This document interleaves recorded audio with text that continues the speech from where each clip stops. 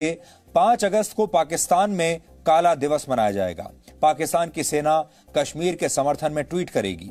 पाकिस्तान के अखबारों में भारत विरोधी लेख छापे जाएंगे और पाकिस्तान के टीवी चैनल्स अपने लोगों को काला कर देंगे, यानी ब्लैक कर देंगे। लेकिन पाकिस्तान की इस योजना का सबसे दिलचस्प पहलू यह है कि पाकिस्तान उस दिन भारत के उन नेताओं के बयान बहुत प्रमुखता से दिखाएगा जो भारत सरकार की आलोचना करते हैं और कश्मीर से अनुच्छेद 370 हटाए जाने के पक्ष में नहीं है। यानी 5 अगस्त को पाकिस्तान की एक टीम भारत में बैठकर पाकिस्तान के एजेंडे को आगे बढ़ाएगी और पाकिस्तान इस टीम के बयानों को हेडलाइंस बनाकर पूरी दुनिया में फैलाएगा। इसलिए आज हम आपको भारत में बैठकर पाकिस्तान की तरफ से खेलने वाले इन खिलाड़ियों के बारे में भी बताएंगे। वैसे तो पूरा देश इनके नाम जानता है, तो आज एक बार फिर से हम रिवीजन कर लेंगे। इसके अलावा हम आपको श्रीनगर से की गई ग्राउंड रिपोर्टिंग दिखाएंगे, जिसे देखकर आप समझ जाएंगे कि कश्मीर में इंटरनेट पर पाबंदी को लेकर जो दुष्प्रचार आपको अभी तक किया जाता है आपके सामने,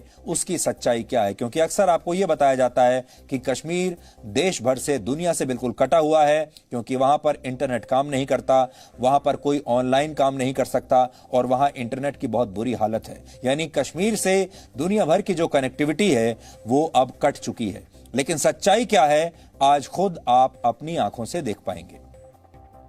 और आज की एक और बड़ी खबर यह है कि सुशांत सिंह राजपूत के पिता ने फिल्म अभिनेत्री रिया चक्रवर्ती के खिलाफ पटना में एक एफआईआर दर्ज करवा दी है, जिसमें यह आरोप लगाया गया है कि रिया और उनके परिवार ने धोखे से सुशांत के हिस्से का पैसा हड़प लिया। इस एफआईआर में लालच, बेईमानी और रिश्तों से पैदा होने वाली घुटन का जिक्र है और रिया को सुशांत की आत्महत्या का उसमें सीधे सीधे दोषी बताया गया है। इसलिए हम यह समझने की कोशिश करेंगे कि क्या जीवन बनाने वाले रिश्ते ही अब जीवन बर्बाद करने लगे हैं। और आखिर में हम मलेशिया के पूर्व प्रधानमंत्री नजीब रजाक को भ्रष्टाचार के मामले में मिली सजा का विश्लेषण करेंगे। नजीब रजाक पर आरोप है कि उन्होंने सत्ता में रहते हुए एक सरकारी फंड से 5,000 करोड़ रुपए उड़ा लिए और इन पैसों से उन्होंने जुआ खेला, महंगी शॉपिंग की, दुनिया भर में महंगी प्रॉपर्टीज खरीदी, यहां तक कि हॉलीवुड की एक सुपरहिट फिल्म में पैसा लगाया। एक देश के प्रधानमंत्री की इस अपराध कथा के बारे में आज आपको जरूर जानना चाहिए। लेकिन सबसे पहले आज की तमाम बड़ी खबरें नॉनस्टॉप न्यूज में।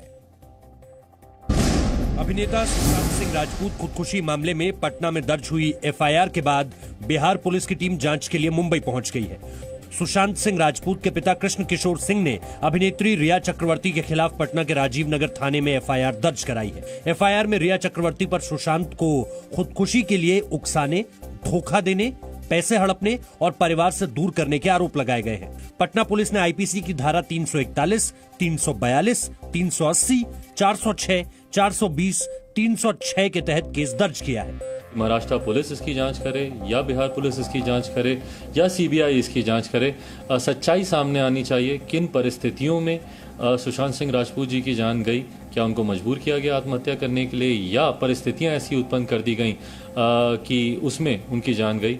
मुंबई पहुंची पटना पुलिस की टीम में 2 इंस्पेक्टर और 2 सब इंस्पेक्टर हैं। ये टीम मुंबई पुलिस से मिलकर केस डायरी की कॉपी हासिल करेगी। मुंबई पुलिस ने आज धर्मा प्रोडक्शन के सीईओ अपूर्व मेहता का बयान दर्ज किया। 4 घंटे की पूछताछ में पुलिस ने धर्मा प्रोडक्शन और सुशांत के बीच कॉन्ट्रैक्ट पर सवाल पूछे। पुलिस आने वाले दिनों में डायरेक्टर करण जौहर से भी पूछताछ कर सकती है। प्रधानमंत्री नरेंद्र मोदी के अयोध्या दौरे को संविधान की शपथ के खिलाफ बताने पर असदुद्दीन ओवैसी को बीजेपी ने जवाब दिया है।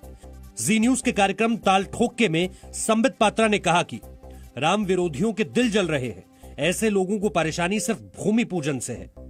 इनका सेक्युलरिज्म तब खतरे में नहीं आता है जब प्रधानमंत्री बकायदा अजमेर शरीफ पर चादर बिछाता है और वो लाइव टेलीकास्ट किया जाता है, उस समय सेक्युलरिज्म खतरे में नहीं आता है।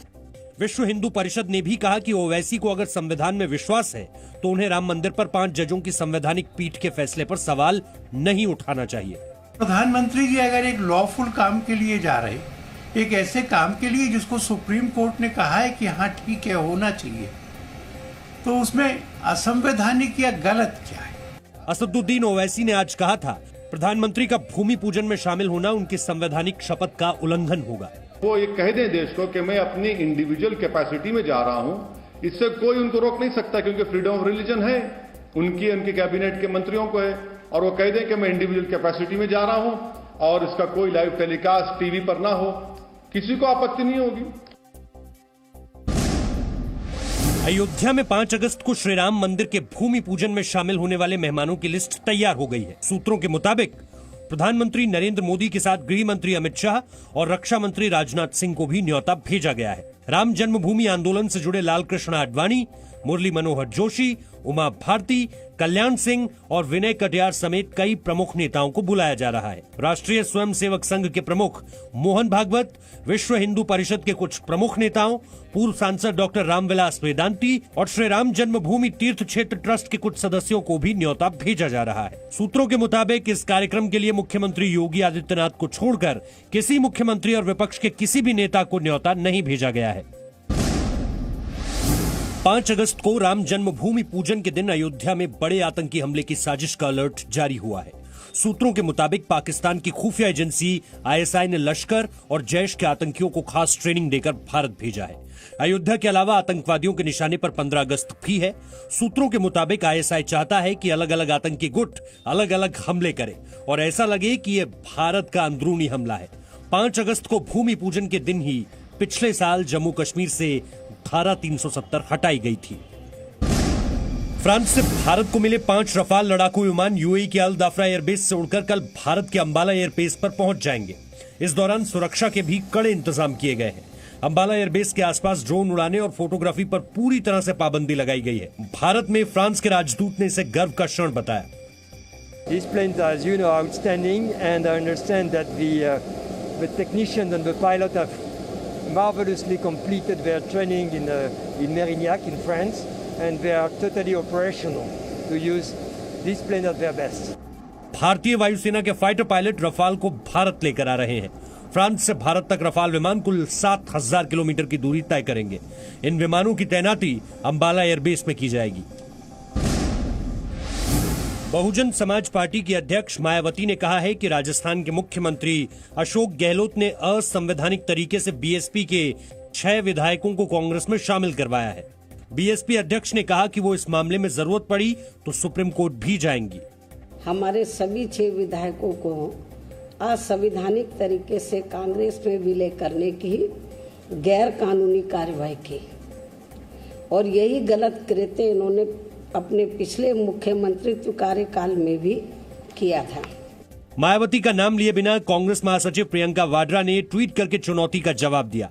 प्रियंका वाड्रा ने लिखा, बीजेपी के अघोषित प्रवक्ताओं ने बीजेपी को मदद की व्हिप जारी की है, लेकिन ये केवल व्हिप नहीं है बल्कि लोकतंत्र और संविधान की हत्या करने वालों को क्लीन चिट है। देश में कोरोना संक्रमितों की संख्या 15 लाख के पास पहुंच गई है। पिछले 24 घंटे में संक्रमण के 47,703 नए केस आए और 654 लोगों की मौत हुई है। कोरोना संक्रमितों की कुल संख्या बढ़कर 14,83,156 हो गई है। 33,425 लोगों की मौत हुई है, जबकि 9,52,743 लोग इलाज से ठीक हुए हैं। कोरोना संक्रमण से ठीक होने वाले मरीजों की दर बढ़कर 64.23% हो गई है। कोरोना संक्रमण को लेकर मुंबई से आज राहत वाली खबर आई। मुंबई में एक दिन में कोरोना के सिर्फ 700 नए केस आए हैं, जबकि आज यहां 8,500 से ज्यादा लोगों के कोरोना सैंपल के टेस्ट किए गए।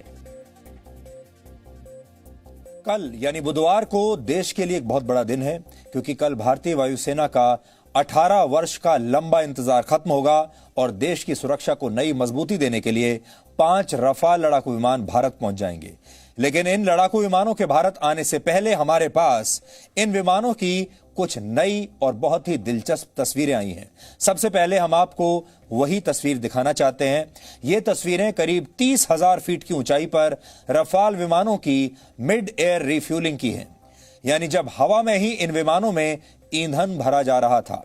फ्रांस से यूएई तक की 5,000 किलोमीटर की यात्रा में रफाल लड़ाकू विमानों में एक से ज्यादा बार ईंधन भरा गया, यानी कई बार ईंधन भरा गया और एक विमान से दूसरे विमान के अंदर हवा में ईंधन भरने की इस प्रक्रिया को एरियल रिफ्यूलिंग कहा जाता है। और उसी की तस्वीरें इस समय आप देख रहे हैं। ये जो पाइप आप देख रहे हैं, इसी के जरिए रिफ्यूलिंग विमान में की जा रही है। इस प्रक्रिया में करीब 500 किलोमीटर प्रति घंटे की रफ्तार से उड़ान भरते हुए फ्रांस की वायुसेना के विमानों से 5 रफाल लड़ाकू विमानों में ईंधन भरा गया। हवा में ईंधन भरने वाले ऐसे विमानों को एरियल रिफ्यूलिंग एयरक्राफ्ट कहा जाता है। एरियल रिफ्यूलिंग का रणनीतिक महत्व भी बहुत ज्यादा होता है और इसकी मदद से किसी भी विमान की उड़ान क्षमता बढ़ाई जा सकती है। जैसे रफाल लड़ाकू विमान एक बार में 3700 किलोमीटर तक की दूरी तय कर सकता है, लेकिन एरियल रिफ्यूलिंग की मदद से इसने 5000 किलोमीटर की यात्रा बिना रुके तय की। युद्ध जैसे हालात में एरियल रिफ्यूलिंग की मदद से लड़ाकू विमान ज्यादा समय तक हवा में रह सकते हैं और दुश्मनों का मुकाबला कर सकते हैं। रफाल लड़ाकू विमान 10 घंटे तक लगातार उड़ने की क्षमता रखता है और इस दौरान इस विमान में 6 बार ईंधन भरने की जरूरत पड़ती है, जिसे हवा में ही भरा जा सकता है। रफाल विमान में कुछ ऐसी खूबियां हैं जिनके बारे में आप जानकर हैरान रह जाएंगे। कुछ खूबियों के बारे में हमने आपको कल बताया था और कुछ के बारे में हम आपको आज भी बताते हैं। जैसे इस विमान में 1 टन यानी करीब 1000 किलोग्राम वजन वाला एक कैमरा लगा है, जो हजारों फीट की ऊंचाई से नीचे जमीन पर पड़ी क्रिकेट की किसी गेंद को भी देख सकता है और उसकी बिल्कुल साफ तस्वीर खींच सकता है। रफाल 55,000 फीट की ऊंचाई से दुश्मन पर हमला करने में सक्षम है। यह एक बार में 16 टन बॉम्ब और मिसाइल ले जा सकता है और यह दुनिया का इकलौता लड़ाकू विमान है जो अपने वजन से 1.5 गुना ज्यादा पेलोड ले जा सकता है। रफाल में लगा मल्टी डायरेक्शनल रेडार 100 किलोमीटर की रेंज में 40 से ज्यादा टारगेट्स को एक साथ निशाने पर ले सकता है और इस विमान में 1 मिनट के अंदर 2500 गोले दागने की क्षमता है। रफाल की रफ्तार करीब 2130 किलोमीटर प्रति घंटा है, यानी इस विमान की रफ्तार आवाज ध्वनि की रफ्तार से दुगनी है। इस विमान में परमाणु हमला करने की भी क्षमता है और रफाल में 3 तरह की घातक मिसाइलों के साथ 6 लेजर गाइडेड बॉम्ब भी फिट होते हैं और इन लेजर गाइडेड बॉम्ब्स में से एक बॉम्ब की कीमत करीब 3 करोड़ रुपए के आसपास होती है। सीरिया और इराक में आईएसआईएस के अड्डों पर रफाल के जरिए हमला करने के लिए इन्हीं बॉम्ब का इस्तेमाल किया गया था। रफाल की एक और खास बात यह है कि इसमें इंटीग्रेटेड सेल्फ प्रोटेक्शन सिस्टम लगा है, जिसे स्पेक्ट्रा कहा जाता है और यह रफाल के रक्षा कवच के तौर पर काम करता है। यह दुश्मन के रेडार को जाम कर सकता है और उसकी तरफ से आती मिसाइल के बारे में भी विमान को अलर्ट कर देता है और यह विमान यह भी क्षमता रखता है कि वो इस मिसाइल को मिसगाइड कर दे।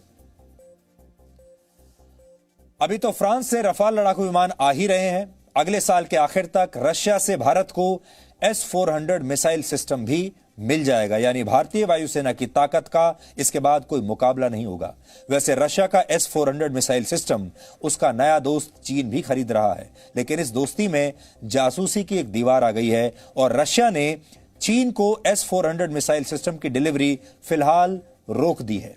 यह रशिया की तरफ से चीन को एक बहुत बड़ा झटका है, क्योंकि इस वक्त जब चीन दुनिया भर में अकेला पड़ गया है तब रशिया ही उसका सबसे बड़ा दोस्त माना जाता है। लेकिन इसका बड़ा फायदा अब यह होगा कि S-400 भारत को तो मिल जाएगा लेकिन चीन को नहीं मिलेगा।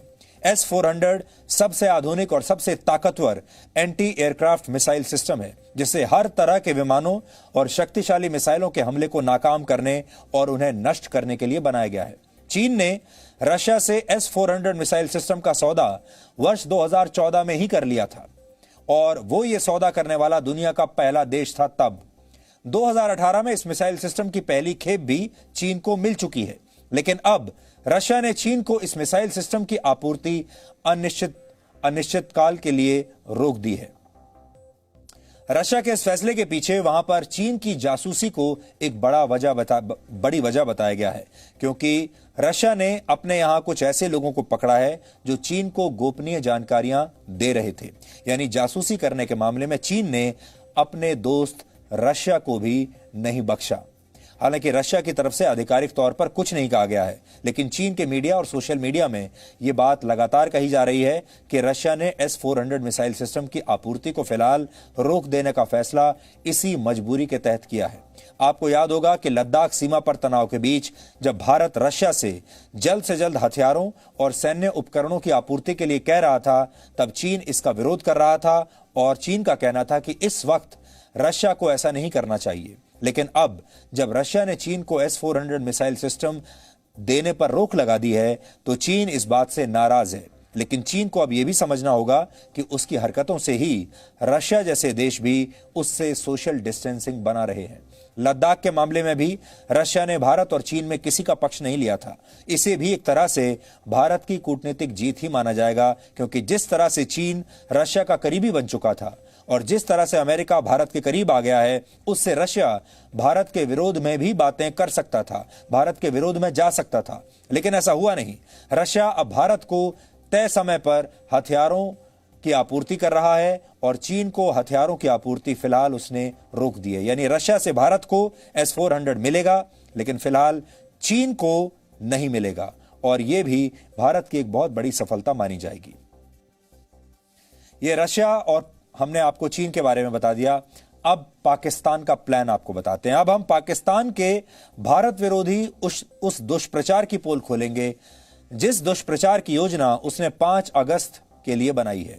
5 अगस्त को क्या खास है आपको बता देते हैं। 5 अगस्त बहुत बेहद खास दिन है। 5 अगस्त को कश्मीर से अनुच्छेद 370 हटाने वाले ऐतिहासिक फैसले को 1 साल हो जाएगा, और जब भारत इस ऐतिहासिक फैसले का जश्न मना रहा होगा तो पाकिस्तान उस समय क्या करेगा, इसका पूरा ब्यौरा हमने आज निकाला है। और इस ब्यौरे को देखकर आप समझ जाएंगे कैसे अनुच्छेद 370 हटाने के भारत के फैसले से 1 साल बाद भी पाकिस्तान परेशान है। पाकिस्तान इस झटके से अभी तक उबरा नहीं है, और इसीलिए पाकिस्तान ने 5 अगस्त को अपना दुष्प्रचार करने के लिए पूरी ताकत लगा दी है। आप अपनी स्क्रीन पर पाकिस्तान का 18 पॉइंट का वो प्लान देख रहे हैं जो उसने अनुच्छेद 370 हटाने वाले फैसले के खिलाफ प्रोपेगेंडा करने के लिए बनाया है। इसमें सिलसिलेवार तरीके से पूरा ब्यौरा दिया गया है कि 5 अगस्त से पहले क्या तैयारी होगी और 5 अगस्त के दिन किसे क्या क्या करना है। जैसे उस दिन काला दिवस मनाकर पाकिस्तान की सेना आजाद कश्मीर के समर्थन में ट्वीट करेगी। पाकिस्तान के अखबारों में भारत विरोधी लेख छपवाए जाएंगे। पाकिस्तान के टीवी चैनल्स के लोगो ब्लैकआउट करने के लिए कहा जाएगा। इसके अलावा पाकिस्तान के टीवी चैनल्स पर भारत विरोधी विशेष कार्यक्रम प्रसारित होंगे। ऐसे अंतर्राष्ट्रीय संगठनों और कश्मीर के ऐसे नेताओं और सामाजिक कार्यकर्ताओं के बयान दिखाए जाएंगे जो भारत सरकार की आलोचना करते हैं। अपने दुष्प्रचार को मजबूती देने के लिए पाकिस्तान के प्रधानमंत्री इमरान खान पाकिस्तान के कब्जे वाले कश्मीर का दौरा भी करेंगे और वहां की विधानसभा में वो अपना भाषण देंगे। यानी पाकिस्तान शायद दुनिया का इकलौता ऐसा देश होगा जिसे कोरोना वायरस के संकट में भी अपने देश की कोई परवाह नहीं, बल्कि उसे दूसरे देशों के मामलों में ज्यादा दिलचस्पी है, भारत में और कश्मीर में ज्यादा दिलचस्पी है। और सिर्फ यही नहीं, पाकिस्तान 5 अगस्त के दिन अपने देश में भारत विरोधी रैलियां भी करवाएगा। ऐसी ही कि रैलियां और कार्यक्रम वो दूसरे देशों के पाकिस्तान दूतावासों में भी करेगा। हम आपको पाकिस्तान का जो प्लान आज दिखा रहे हैं उसमें इस बात का जिक्र है कि पाकिस्तान इस दिन टर्की और मलेशिया के प्रधानमंत्री और चीन के विदेश मंत्रालय से भी भारत के खिलाफ और आजाद कश्मीर के समर्थन में ट्वीट करवाएगा या कोई बयान दिलवाएगा।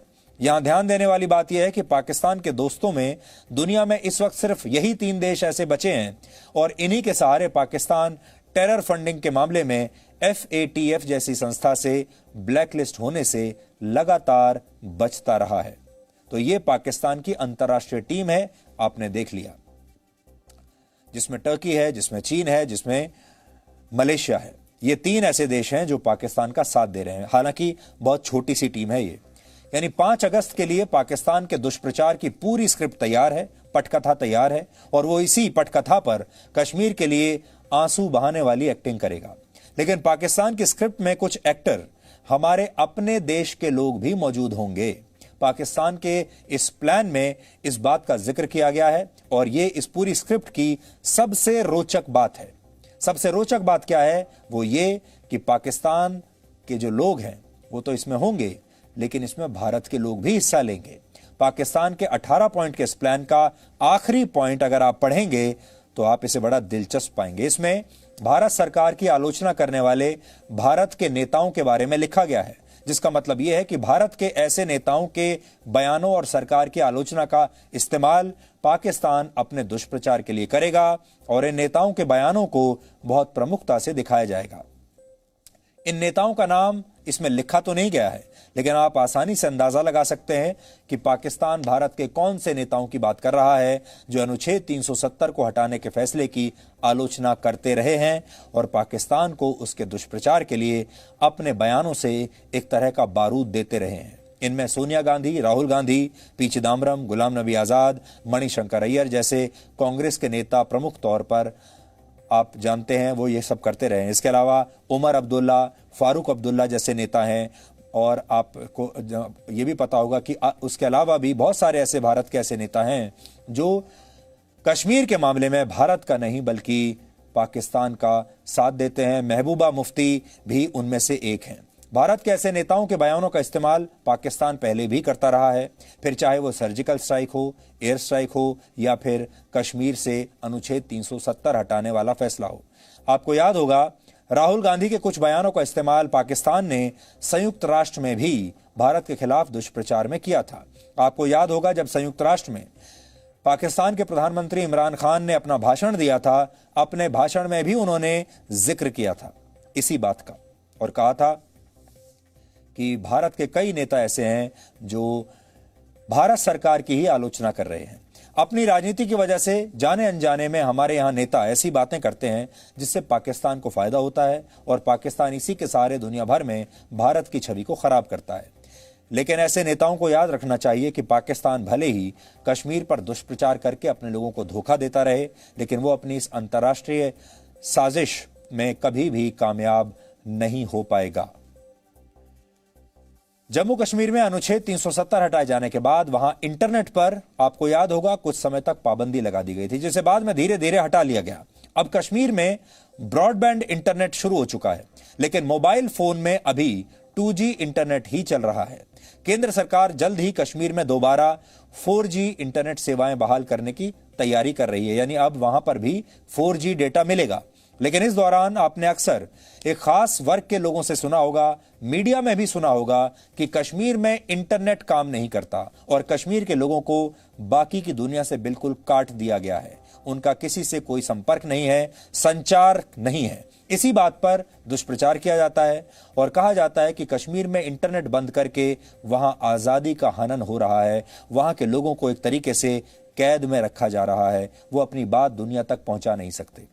ये एक बहुत बड़ा झूठ है, बहुत बड़ा दुष्प्रचार है। दुख इस बात का है कि इस दुष्प्रचार में हमारे ही अपने देश का मीडिया भी शामिल है, हमारे ही देश के नेता भी शामिल हैं जो ये सफेद झूठ न सिर्फ भारत के लोगों से बोल रहे हैं बल्कि दुनिया भर में दुष्प्रचार कर रहे हैं। आज हम इसी झूठ से पर्दा उठाएंगे और इसके लिए जी न्यूज ने कश्मीर में इंटरनेट का एक स्पीड टेस्ट किया है। हमने श्रीनगर से जी न्यूज के ऑफिस में एक वीडियो कॉल की जिसके नतीजे ये बताते हैं कि कश्मीर में इंटरनेट सेवाओं को बहाना बनाकर जिस तरह का दुष्प्रचार होता है, असलियत उससे बिल्कुल अलग है। हम भी चाहते हैं कि कश्मीर में 4G इंटरनेट सेवाएं जल्द से जल्द शुरू हों, लेकिन ऐसा भी नहीं है कि कश्मीर में इंटरनेट पूरी तरह से बंद पड़ा हो।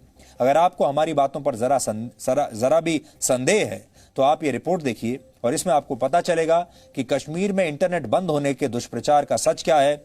हमारी टीम कश्मीर में कुछ परिवारों से मिली, हमारी टीम उन परिवारों से मिली, उनके घर गई और उनके घर जाकर आज मैंने खुद ऐसे ही एक परिवार से वीडियो कॉल के जरिए बात की। अब आप सोचिए, अगर मैं यहां जी न्यूज के दफ्तर में बैठकर श्रीनगर में बैठे एक परिवार के साथ वीडियो कॉल कर सकता हूं तो इसका मतलब यह है कि इंटरनेट वहां बिल्कुल ठीक से चल रहा है। आप इस रिपोर्ट में यह देख पाएंगे।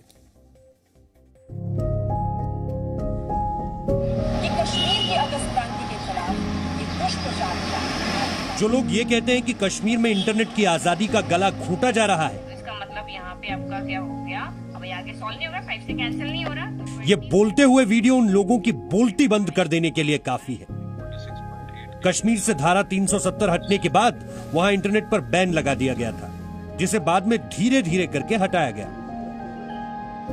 अभी कश्मीर में मोबाइल फोन पर इंटरनेट 2G स्पीड से चलता है, लेकिन ये इतना भी स्लो नहीं है जितना बताया जाता है। 2G स्पीड चल रही है यहाँ पर। क्या क्या कर पाते हो आप? जी मैं फेसबुक चला रहा हूँ और इंस्टाग्राम चला रहा हूँ, यूट्यूब भी चला। काफ़ी प्रॉब्लम हो रही है इसमें। वीडियो चल जाता है? वीडियो चल जाता है। वीडियो चल जाता है। मैसेज भेजना व्हाट्सएप पे चला जाता है आराम से। फेसबुक चल जाता है, इंस्टाग्राम भी चल जाता है, यूट्यूब पर वीडियो भी चल जाते हैं। ये हम नहीं कह रहे, कश्मीर के युवा कह रहे हैं, जिन्हें इंटरनेट की सबसे ज्यादा जरूरत होती है। हाँ, स्पीड थोड़ी स्लो है, लेकिन ऐसा भी नहीं है कि कश्मीर में इंटरनेट किसी काम का नहीं है। वीडियो चल रहा है, बिना बाधा के चल रहा है। अगर वीडियो की स्पीड में दिक्कत नहीं है, आमतौर पर जब एक आम आदमी ये देखता है कि उसके फोन में इंटरनेट आता है या नहीं आता है, तो सबसे पहले वो ये बताता है जी पेज नहीं खुलते, वीडियोस नहीं चलते। यहाँ वीडियोस बिना बफरिंग के चल रहे हैं। एक फोन में 2G की स्पीड आ रही है और इसमें जिसमें कनेक्शन है उसमें 3G की स्पीड आ रही है। तो ये फिलहाल के हालात हैं और ये दोनों नंबर्स दिल्ली के हैं, ये दोनों नंबर्स लोकल नंबर्स नहीं हैं, ये दोनों नंबर्स श्रीनगर से लिए गए नंबर्स नहीं हैं, यानी कि रोमिंग कनेक्शन के जरिए भी हम इसको चला पा रहे हैं। इंटरनेट की स्पीड का सबसे कारगर टेस्ट होती है वीडियो कॉलिंग। इसलिए हमने श्रीनगर से दिल्ली वीडियो कॉल की, जिसकी ऑडियो वीडियो क्वालिटी कैसी है ये आप खुद तय कीजिए। फोन लगाया है अभी, श्रीनगर से दिल्ली का इंटरनेट कनेक्टिविटी चेक कर रहे हैं। क्या आपको वीडियो कॉल की क्वालिटी एकदम ठीक मिल रही है? Yes, I can see you और मुझे बिल्कुल मैं साफ देख पा रहा हूँ, आपको सुन ही पा रहा हूँ साफ और आवाज भी साफ आ रही है और आपका वीडियो भी हमें एकदम ठीक मिल रहा है। अच्छा। हम इंटरनेट कनेक्टिविटी चेक करने के लिए श्रीनगर की एक फैमिली के पास है और उनसे बात करके आप भी देख सकते हैं कि किस तरह का इंटरनेट इस वक्त चल रहा है कश्मीर में। मेरे साथ शादाब है। Hi Shadab, how are you? Fine sir. तो शादाब, मैं तो हमेशा ये सुनता था कि कश्मीर में कोई कनेक्टिविटी है ही नहीं, बात नहीं कर सकते, ऑनलाइन क्लासेस तो बहुत दूर की बात है, लोग एक दूसरे को मैसेजेस नहीं भेज सकते, मैं ये सुनता था। तो पर बहुत अच्छा लग रहा है आपसे वर्चुअली ये बात करके। अभी मेरा क्या है, यहाँ पे जैसे ऑनलाइन लेक्चर्स वगैरह होते हैं तो वो थोड़ा बहुत बफर हो जाते हैं, लेकिन चलता है, काम चलाओ स्पीड है। तो जैसे बड़ी बड़ी फाइल्स होती है तो उनमें थोड़ा बहुत दिक्कत आती है।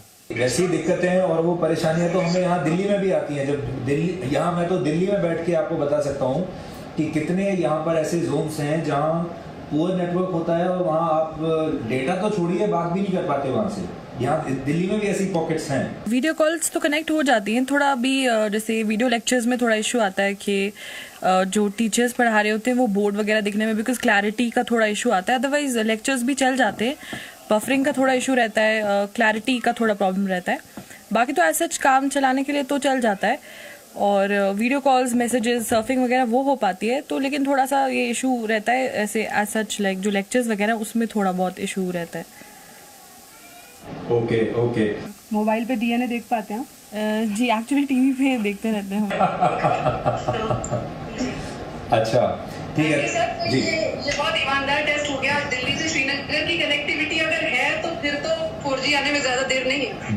बिल्कुल पूजा। ये कश्मीर की असली स्टोरी है जिसे दुनिया से छिपाया जाता है और सिर्फ दुष्प्रचार करने वाली तस्वीरें दिखाई जाती हैं। आप जो तस्वीरें देख रहे हैं यही कश्मीर का सच है। ये जरूर है कि इंटरनेट की स्पीड कम है, लेकिन इंटरनेट है और सिर्फ श्रीनगर ही नहीं, दूर दराज के इलाकों में भी ये चल रहा है। मैं कुलगाम में रहता हूँ जी। आपके पास स्मार्टफोन है? हाँ, स्मार्टफोन है मेरे पास है। किस तरह से वहाँ पर चलता है? क्या चलता है? थोड़ा तो मतलब स्लो चल रहा है, तो मगर बच्चे पढ़ते हैं, सब कुछ काम निकलता है, अच्छी तरीके से काम निकलता है। अच्छा, बच्चों की ऑनलाइन क्लास ही चल रही है, क्लास ही चल रही है। कुलगाम में भी नेटवर्क है? अच्छी तरीके से चल रही है, फर्स्ट क्लास चल रहे हैं। जो बच्चों की मजबूरियाँ है वो आती है, मगर थोड़ा स्लो कभी चलता है, तो उसमें अगर करेंगे अच्छी तरीके से चलाएंगे तो वो ठीक रहेगा। आप वीडियो देखना चाहें देख पाते हैं? वहाँ देख पाते हैं। श्रीनगर में छात्र ऑनलाइन क्लासेस ले पा रहे हैं, एजुकेशनल वीडियो देख पा रहे हैं, सोशल मीडिया यूज कर पा रहे हैं, वीडियो कॉलिंग के जरिए एक दूसरे से बात भी करते हैं। हम भी मानते हैं कि कश्मीर में इंटरनेट 4G स्पीड से चलना चाहिए और ये भी हो जाएगा। लेकिन जो लोग झूठ फैलाते हैं कि कश्मीर में इंटरनेट की आजादी का हनन हो रहा है, ऐसा तो बिल्कुल भी नहीं है। आप देख ही रहे हैं। श्रीनगर से पूजा मक्कर के साथ ब्यूरो रिपोर्ट, जी मीडिया। और अब हम आज की एक और बड़ी खबर के बारे में आपको बताना चाहते हैं, और ये बड़ी खबर इसलिए हम कहेंगे क्योंकि ये सुशांत सिंह राजपूत की आत्महत्या से जुड़ी खबर है। और इस बात को हालांकि अब काफी समय हो चुका है, लेकिन इस खबर में खास बात यह है कि इतने दिन हो जाने के बाद भी भारत के घर घर में, हर परिवार में अभी भी सुशांत सिंह राजपूत के बारे में बात हो रही है। अभी भी लोग ये जानना चाहते हैं कि सुशांत ने ऐसा कदम क्यों उठाया, इसके पीछे किसका हाथ हो सकता है। इसलिए आज हमारे बहुत सारे दर्शकों ने कहा कि वो सुशांत के बारे में अपडेट जानना चाहते हैं और वो देखना चाहते हैं कि आज क्या हुआ। इसलिए उन सब लोगों की डिमांड पर आज ये खबर हम आप तक पहुंचा रहे हैं, क्योंकि आज बहुत कुछ हुआ है। आपको याद होगा, आज से करीब 1.5 महीना पहले सुशांत सिंह राजपूत ने आत्महत्या कर ली थी। सुशांत सिंह राजपूत ने आत्महत्या क्यों की थी, इसके कारणों का अभी तक किसी को पता नहीं चला है। मुंबई पुलिस इसकी तहकीकात कर रही है। लेकिन अब सुशांत सिंह राजपूत के पिता कृष्ण किशोर सिंह ने पटना में इस मामले में एक एफआईआर दर्ज करा दी है और उस एफआईआर में यह आरोप लगाया है कि सुशांत सिंह राजपूत को फिल्म अभिनेत्री रिया चक्रवर्ती और उनके परिवार ने आत्महत्या करने के लिए उकसाया था। सुशांत के पिता ने इस एफआईआर में यह कहा है कि वर्ष 2019 तक सब कुछ ठीक था और सुशांत को किसी तरह की कोई मानसिक समस्या या परेशानी नहीं थी। लेकिन 2019 में जैसे ही रिया चक्रवर्ती सुशांत के जीवन में आई, वैसे ही सब कुछ बदलने लगा और धीरे धीरे करके सुशांत आत्महत्या करने पर मजबूर हो गए। और इसीलिए रिया और उनके परिवार के खिलाफ सुशांत को आत्महत्या करने के लिए उकसाने का मामला पटना पुलिस ने दर्ज कर लिया है। सुशांत के पिता ने जो एफआईआर पुलिस में दर्ज कराई है, उसकी एक कॉपी इस समय मेरे हाथ में है और इसमें सुशांत के पिता ने जिन 7 पॉइंट्स के तहत ये अपने आरोप लगाए हैं, उनमें से कुछ के बारे में आपको हम बताना चाहते हैं। एफआईआर, ये जो कॉपी है मेरे पास, ये यूं तो काफी कई पन्नों की है, लेकिन इसके जो मुख्य पॉइंट्स हैं वो मैं आपको पढ़कर सुनाऊंगा। इस एफआईआर में लिखा है कि जब सुशांत सिंह को वर्ष 2019 तक कोई मानसिक परेशानी नहीं थी, तो फिर उन्हें यह मानसिक समस्या तब ही क्यों हुई जब रिया उनके जीवन में आ गई। इसके अलावा उन्होंने लिखा है कि अगर सुशांत सिंह राजपूत का कोई मानसिक इलाज चल भी रहा था तो इसके बारे में उनके परिवार को कोई जानकारी क्यों नहीं दी। कृष्ण किशोर सिंह ने सुशांत का इलाज करने वाले डॉक्टरों पर भी सुशांत को गुमराह करने का आरोप लगाया है। इस एफआईआर में रिया चक्रवर्ती पर मुश्किल हालात में सुशांत को अकेला छोड़ देने और इलाज के कागजात अपने साथ ले जाने का भी आरोप है। एफआईआर में जो सबसे बड़ा आरोप रिया और उनके परिवार पर लगा है, वो पैसे से जुड़ा हुआ आरोप है। सुशांत के पिता का आरोप है कि पिछले वर्ष तक उनके बेटे के बैंक अकाउंट में 17 करोड़ रुपए थे, जिनमें से करीब 15 करोड़ रुपए निकाल लिए गए और इन पैसों को ऐसे अलग अलग बैंक अकाउंट्स में ट्रांसफर किया गया जिनका सुशांत से कोई लेना देना नहीं था। एफआईआर में यह सवाल उठाया गया है कि आखिर रिया के आने के बाद ही सुशांत सिंह राजपूत को अचानक फिल्में मिलनी क्यों बंद हो गईं। इसके अलावा सुशांत के पिता ने यह भी आरोप लगाया है कि जब सुशांत ने ऑर्गेनिक फार्मिंग करने के लिए एक जमीन खरीदने की कोशिश की तो रिया ने उन्हें धमकाया कि वो उनके इलाज के कागजात मीडिया में सार्वजनिक कर देंगी, यानी उनका जो इलाज चल रहा है उसकी डिटेल्स वो मीडिया को बता देंगी। और जो बड़े पॉइंट्स हैं, अब आप सुनिए क्या लिखा है उन्होंने। वो लिखते हैं और वही मैं आपको पढ़कर सुना रहा हूं। साल 2019 से पहले जब मेरे बेटे सुशांत सिंह को कोई भी दिमागी परेशानी नहीं थी, तो रिया के संपर्क में आने के बाद अचानक क्या हुआ कि सुशांत सिंह को दिमागी रूप से एकदम परेशानी हो गई, इसकी जांच की जाए, ये उनके पिता कह रहे हैं। फिर आगे दूसरा पॉइंट सुनिए। यदि इस दौरान वो मानसिक रूप से परेशान था या उसकी कोई दिमागी इलाज उसका चल रहा था, तो इस संबंध में हमसे लिखित या मौखिक अनुमति क्यों नहीं ली गई? क्योंकि जब कोई व्यक्ति मानसिक रूप से बीमार होता है तो उसके सारे अधिकार उसके परिवार के पास होते हैं कि ये इस बात की जांच की जाए। तीसरा पॉइंट है, इस दौरान जिन जिन डॉक्टरों ने रिया के कहने पर मेरे बेटे सुशांत सिंह का इलाज किया, मुझे लगता है कि ये डॉक्टर भी रिया के साथ इस सारे षड्यंत्र में शामिल थे। इस बात की जांच होनी चाहिए कि उन्होंने क्या क्या इलाज किया और कौन कौन सी दवाइयां मेरे बेटे को दी। फिर वो आगे कहते हैं, जब रिया को पता था कि मेरे बेटे की मानसिक हालत नाजुक चल रही है, तो इस स्थिति में उसका ठीक तरीके से इलाज न करवाना, उसके इलाज के सारे कागजात अपने साथ ले जाना और मेरे बेटे को उस नाजुक हालात में अकेला छोड़ देना और उससे हर तरह के संपर्क तोड़ लेना, जिसके कारण मेरे बेटे ने आत्महत्या कर ली, तो उसकी मौत के जिम्मेदार रिया और उसके परिवार एवं सहयोगी हैं। इसकी जांच की जाए। फिर वो लिखते हैं, मैंने अपने पुत्र के एक बैंक खाते की स्टेटमेंट से यह पता लगाया कि पिछले 1 साल में लगभग 17 करोड़ रुपए मेरे बेटे के इस खाता नंबर, फिर उन्होंने खाता नंबर दिया है, बैंक बताया है, 17 करोड़ रुपए उनके इस बैंक अकाउंट में था और इस अकाउंट से इस दौरान करीब 15 करोड़ रुपए निकाल लिया गया है। इस खाते से पैसा ऐसे अकाउंट्स में ट्रांसफर हुआ जिनसे मेरे बेटे का कोई लेना देना नहीं है। तो वो चाहते हैं, उन्होंने लिखा है कि मेरे बेटे के सारे बैंक अकाउंट्स की जांच की जाए और ये जांच हो कि कितना पैसा रिया ने अपने परिवार और सहयोगियों के साथ धोखेबाजी और षड्यंत्र से ठग लिया है।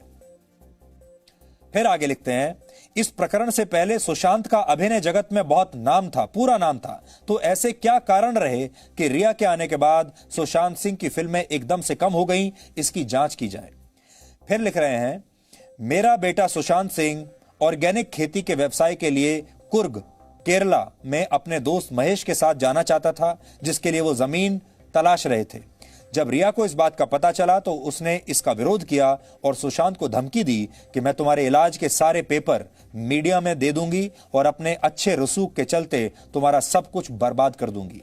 लेकिन जब सुशांत ने उसकी इस बात का विरोध किया तो रिया को लगा कि सुशांत सिंह अब उसके किसी काम का नहीं रहा, तो रिया वहां से लैपटॉप, जेवर, क्रेडिट कार्ड, इलाज के दस्तावेज, कैश, पिन नंबर, पासवर्ड, ये सब लेकर चली गई और इस प्रकरण की भी जांच करनी चाहिए। वो लिख रहे हैं कि मैंने अपने घर पटना में रहते हुए बहुत बार अपने बेटे से बात करने की कोशिश की, लेकिन रिया और उसके परिवार ने हमेशा मेरी सारी कोशिशों को नाकाम कर दिया और ना ही उसे मेरे पास पटना में आने दिया। मैं बुजुर्ग आदमी हूं, मेरी उम्र 74 वर्ष है। मैं अपने बेटे के निधन के चलते बहुत शोक में हूं। करीब 40 दिन गुजर चुके हैं, लेकिन मुंबई पुलिस मुख्य आरोपियों के खिलाफ कार्रवाई न करके जिन लोगों की इस प्रकरण में कम भूमिका रही है उनके ऊपर जांच किए जा रही है, ये वो कहते हैं। और आज तक किसी के विरुद्ध कोई भी अभियोग दर्ज नहीं किया गया है। मुझे पूरा यकीन है कि यदि इन तथ्यों के आधार पर मुकदमा दर्ज करके जांच की गई तो सच्चाई सबके सामने आ जाएगी, ऐसा वो लिख रहे हैं। तो ये पूरी एफआईआर, लगभग जो इसके महत्वपूर्ण हिस्से थे, मैंने आपको पढ़कर सुनाया और उन्होंने रिया के परिवार के जो बाकी सदस्य हैं, रिया के माता पिता, उनके भाई बहन, उनका भी इसमें नाम लिखा है और यही बताया है उन्होंने सब जगह। जैसे मैं आपको एक और इसमें पढ़कर बताता हूं, जिसमें लिखा है कि मेरे बेटे सुशांत को इलाज के बहाने वो अपने घर मुंबई में ले गई और उसे वहां पर ओवरडोज यानी दवाइयों की ओवरडोज दे दी गई। इस समय रिया ने सबको यह बताया कि सुशांत को डेंगू हो गया है, उसका इलाज चल रहा है, जबकि सुशांत को कभी भी डेंगू हुआ ही नहीं था।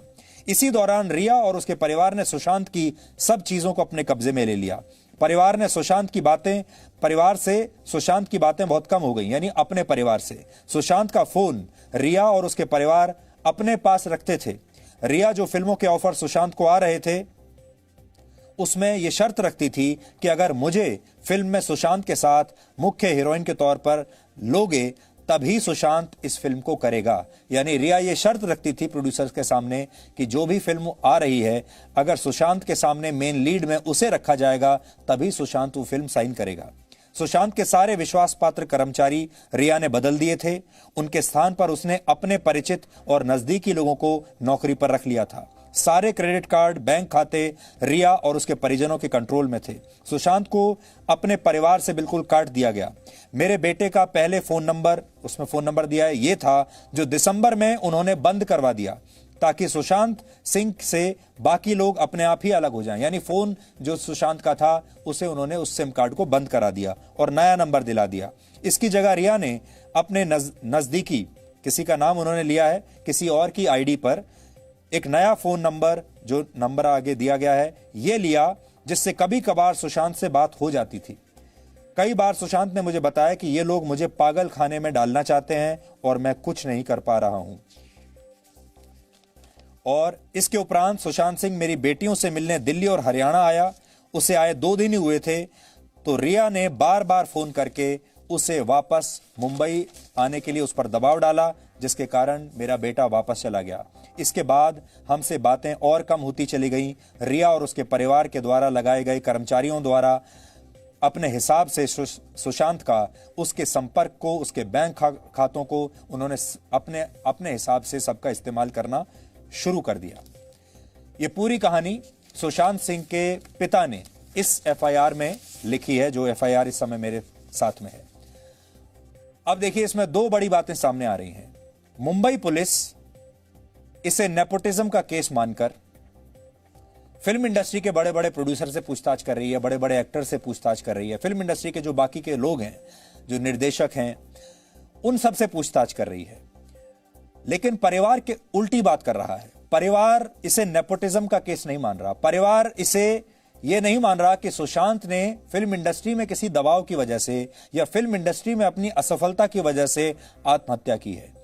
सुशांत सिंह के पिता का यह कहना है कि सुशांत ने सिर्फ रिया और उसके परिवार की वजह से आत्महत्या की है, क्योंकि रिया और उसके परिवार ने सुशांत सिंह के जीवन पर पूरी तरह से कंट्रोल कर लिया था और सुशांत को अपने परिवार से बिल्कुल अलग कर दिया था। इसलिए अब इस कहानी के दो बड़े पहलू आपको साफ नजर आएंगे।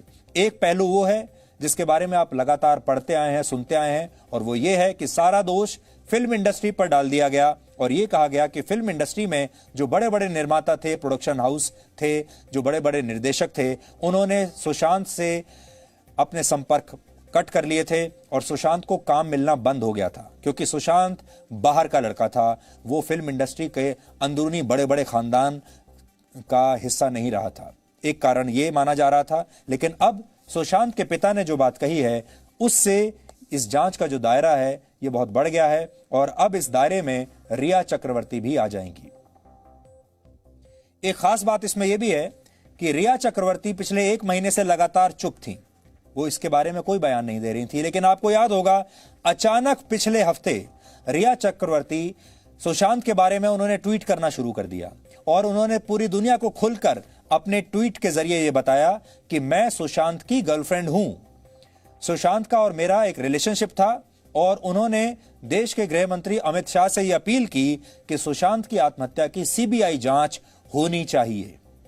यह एक बड़ा शिफ्ट था रिया के व्यवहार में, क्योंकि रिया शुरुआत में उन्होंने कुछ नहीं बोला कई हफ्तों तक, लेकिन अब रिया खुलकर यह बता रही हैं कि वो उनका सुशांत के साथ क्या रिश्ता था और वो सीबीआई की जांच चाहती हैं। इसलिए अब यह मामला और ज्यादा उलझ गया है। फिलहाल पटना पुलिस की एक टीम इस मामले की जांच करने के लिए मुंबई पहुंच चुकी है और इस मामले पर सुशांत के चचेरे भाई से आज हमने बात की। उन्होंने क्या बताया, ये आप सुनिए।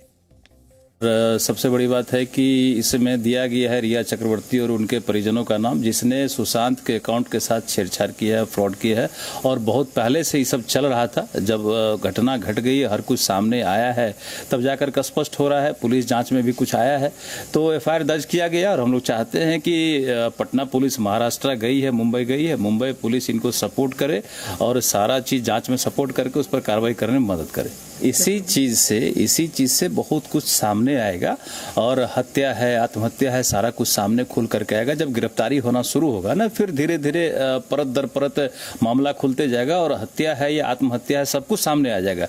और इतना बड़ा फ्रॉड अगर किसी के साथ हो जाए, करोड़ों रुपए का कोई गबन कर ले किसी का, तो किसी को हार्ट अटैक आ सकता है, कोई भी आदमी डिप्रेशन में जा सकता है। तो इस पर तो कार्रवाई होनी चाहिए और जबरदस्त कार्रवाई होनी चाहिए इस पर। हो सकता है अगर आत्महत्या है तो इसी इशू से आत्महत्या कर लिया हो, तो इस पर तो जबरदस्त कार्रवाई होनी चाहिए, जल्द से जल्द गिरफ्तारी हो और आवश्यक कार्रवाई हो। हालांकि ये सब सिर्फ आरोप हैं और एफआईआर में जो आरोप लगाए गए हैं हम इनकी पुष्टि नहीं कर सकते। हमने आपको सिर्फ वो सुर पढ़कर बताया है जो सुशांत के पिता ने इस एफआईआर में लिखा है। इसमें जो दूसरा पक्ष हो सकता था वो रिया चक्रवर्ती और उसके परिवार का हो सकता था। इसलिए हम रिया चक्रवर्ती की भी हमने प्रतिक्रिया लेने की कोशिश की और अभी भी कोशिश कर रहे हैं। और जैसे ही हमारे पास इस मामले में रिया या उनके परिवार की तरफ से कोई भी प्रतिक्रिया आती है तो उनका पक्ष भी जरूर हम आप तक पहुंचाएंगे, ठीक वैसे ही जैसे सुशांत के परिवार का पक्ष हमने इस एफआईआर के जरिए आप तक पहुंचाया है। यानी अगर सुशांत के परिवार की बात माने हम तो ये बिगड़ते रिश्तों की कहानी है, ये नेपोटिज्म की कहानी नहीं है। अब इसके दो ही कारण हो सकते हैं, या तो सुशांत ने नेपोटिज्म, फिल्म इंडस्ट्री में बढ़ते दबाव, अकेलेपन, फिल्म इंडस्ट्री में काम न मिलने की वजह से आत्महत्या की, और दूसरा कारण यह हो सकता है कि उन्होंने अपने बिगड़ते रिश्तों की वजह से यह कदम उठाया। नेशनल क्राइम रिकॉर्ड्स ब्यूरो यानी एनसीआरबी के आंकड़ों के मुताबिक भारत में होने वाली कुल आत्महत्याओं में से करीब 40% आत्महत्याएं रिश्तों की वजह से ही होती हैं। अब आप खुद सोचिए, जब हम रिश्ते बनाते हैं किसी के साथ तो इसलिए बनाते हैं ताकि हमें प्यार मिले। रिश्ते इसलिए बनाए जाते हैं ताकि जीवन में खुशियां आए, लेकिन उन्हीं रिश्तों की वजह से कई बार जीवन बर्बाद होते हैं। यानी परिवार, विवाह और प्रेम मिलकर 40% आत्महत्याओं का कारण बन गए हैं। ये वो रिश्ते हैं जिनका आधार हमेशा से प्रेम होता है। एनसीआरबी के आंकड़ों के मुताबिक आत्महत्या करने वाले 29% लोगों ने अपनी पारिवारिक समस्याओं की वजह से अपनी जान दी, जबकि आत्महत्या करने वाले 5% से ज्यादा लोग अपने शादीशुदा जीवन से खुश नहीं थे। प्रेम संबंधों के कारण आत्महत्या करने वाले लोगों की संख्या 3.5% है हमारे देश में। इसलिए इस कहानी को जब आप रिश्तों की नजर से देखेंगे तो भी आपको इसमें एक नए आयाम दिखाई देंगे। अब इस पूरे मामले को 2 राज्यों की पुलिस उसका तहकीकात कर रही है। एक मुंबई की पुलिस तहकीकात कर रही है जो कि फिल्म इंडस्ट्री की तहकीकात कर रही है। देखिए मामला कितना दिलचस्प हो गया है। अब 2 राज्यों की पुलिस इसमें शामिल हो गई है। मुंबई पुलिस फिल्म इंडस्ट्री की तहकीकात कर रही है और पटना पुलिस रिश्तों की तहकीकात कर रही है। पटना पुलिस ये देखेगी कि रिया और उसके परिवार का कितना हाथ था सुशांत की आत्महत्या में, और मुंबई पुलिस ये देख रही है कि कहीं फिल्म इंडस्ट्री के प्रोड्यूसर्स ने एक गैंग बनाकर कहीं सुशांत को आत्महत्या करने पर मजबूर तो नहीं कर दिया। मतलब बस यही है कि अभी आने वाले दिनों में सुशांत का ये जो मामला है ये खत्म होने वाला नहीं है। अभी भी अगर आप देखेंगे तो हमारे देश में घर घर में आज भी सुशांत की चर्चा होती है। जब पूरा परिवार डाइनिंग टेबल पर कहीं बैठता है, आज भी लोग सुशांत के बारे में बात करते हैं और आज भी लोग इस पहेली को समझ नहीं पाए कि सुशांत ने आखिर ऐसा कदम उठाया क्यों। जब जब इसमें कोई नई घटनाक्रम होगा, कोई नया डेवलपमेंट होगा, हम आपको लगातार जी न्यूज पर बताते रहेंगे। और अभी तक भी हमने सुशांत की आत्महत्या से लेकर आपको हर पहलू दिखाया है और आगे भी हमारी कोशिश होगी कि जब तक ये खबर अपने अंजाम तक नहीं पहुंच जाती, जब तक देश को ये नहीं पता चल जाता कि सुशांत की आत्महत्या का सही कारण क्या है, हमारी इस पूरे मामले पर कवरेज आपके लिए जारी रहेगी। लेकिन एक बात आपसे जरूर हम वादा करना चाहते हैं कि हमारी जो कवरेज होगी, हमारी जो खबरें होंगी सुशांत को लेकर, वो सम्मानजनक खबरें होंगी। एक लक्ष्मण रेखा होनी चाहिए ऐसी खबरों के बारे में आप तक रिपोर्टिंग करने की, और उस लक्ष्मण रेखा को हम कोशिश करेंगे कि हम कभी ना लांघें। हम ये कोशिश करेंगे कि सुशांत के जो समर्थक हैं, सुशांत को जो प्यार करने वाले हैं, उन्हें भी ठेस ना पहुंचे, उनके परिवार को भी ठेस ना पहुंचे, बाकी के जो लोग जो उनके साथ जुड़े हुए हैं उन्हें भी कोई ठेस ना पहुंचे, और आप तक सही जानकारी इसके बारे में जरूर पहुंचे। यहां हम 4 मिनट का एक ब्रेक ले रहे हैं। इस ब्रेक के बाद हम आपको दुनिया के उन शहरों के बारे में बताएंगे जहां सबसे ज्यादा संख्या में सीसीटीवी कैमरे लगे हैं। यह समझने की कोशिश करेंगे कि क्या सीसीटीवी कैमरों से अपराधों में कोई कमी आती है, और साथ ही आपको यह भी बताएंगे कि सबसे ज्यादा सीसीटीवी कैमरे चीन के शहरों में लगे हुए हैं। चीन के जो लोग हैं वो सीसीटीवी कैमरे की नजर में हर समय 24 घंटे रहते हैं। अगर आपका जीवन 24 घंटे सीसीटीवी कैमरे की नजर में रहता है, वो जीवन कैसा होता है, इस ब्रेक के बाद आपको बताएंगे।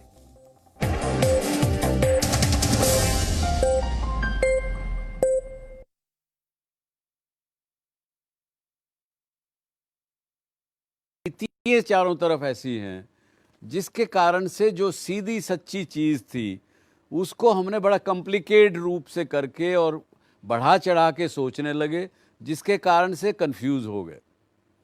नहीं तो सिंपल सी बात है, जिंदगी का एसेंस, मैं पहले भी कई अपने शो में कह चुका हूं, जिंदगी का सार, निचोड़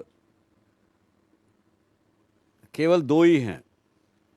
एक ये कि प्रेजेंट में रहो, पास्ट और फ्यूचर में अपने दिमाग को मत जाने दो, और दूसरा ये कि जो कुछ है वो इस 5 हाथ की काया में ही है, आपके अपने अंदर ही है।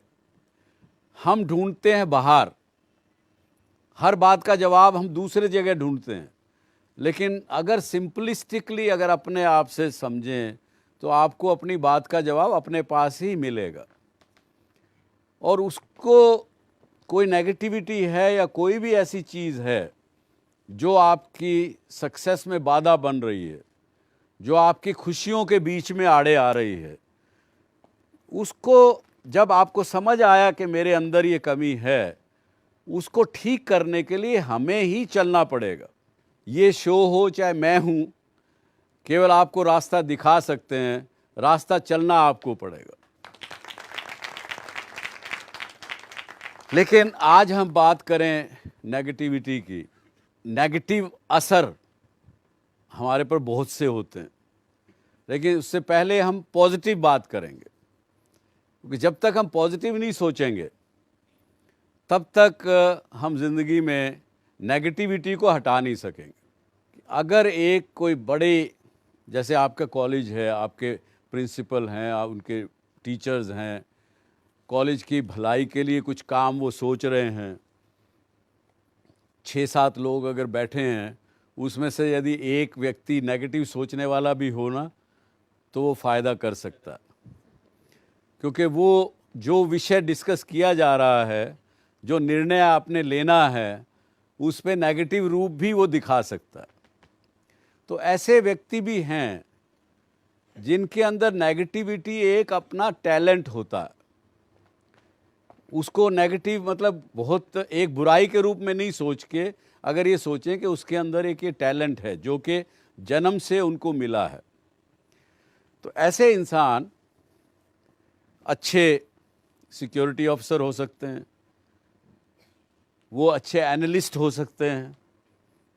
किसी बात को एनालाइज करना हो तो उसको एनालिसिस ठीक से करके आपके सामने रख सकते हैं। वो लोग जो बिज़नेस के अंदर कोई फेलियर होने वाला है, उसको पहले देख सकते हैं, क्योंकि नेगेटिव बात सोचेंगे, नेगेटिव क्वेश्चन करेंगे। तो इस प्रकार के रोल में यदि नेगेटिव सोचने वाला व्यक्ति लगाया जाए तो वहाँ पे वो एसेट हो सकता है। लेकिन नेगेटिविटी की कुछ अच्छाइयाँ भी हैं, ये भी हमको सोच के चलना पड़ेगा। और कभी आपको लगे कि मेरे अंदर नेगेटिविटी कुछ है, आपके अपने अंदर, उसको स्ट्रेंथ में कैसे बदला जाए, ये भी जान लेना बहुत ज़रूरी होगा। No signal, no worry. Presenting Z News app with live TV, latest updates and expert opinion. Available on Google Play and App.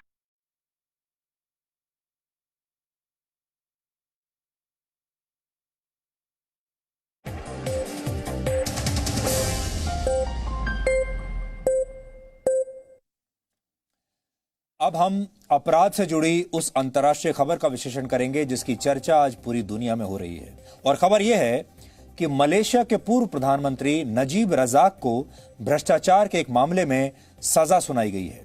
67 वर्ष के नजीब रजाक पर वन मलेशिया डेवलपमेंट बेरहार्ड स्कैंडल में भ्रष्टाचार के 7 आरोप लगे थे और उन पर लगे 7 आरोप बिल्कुल सही साबित हुए हैं।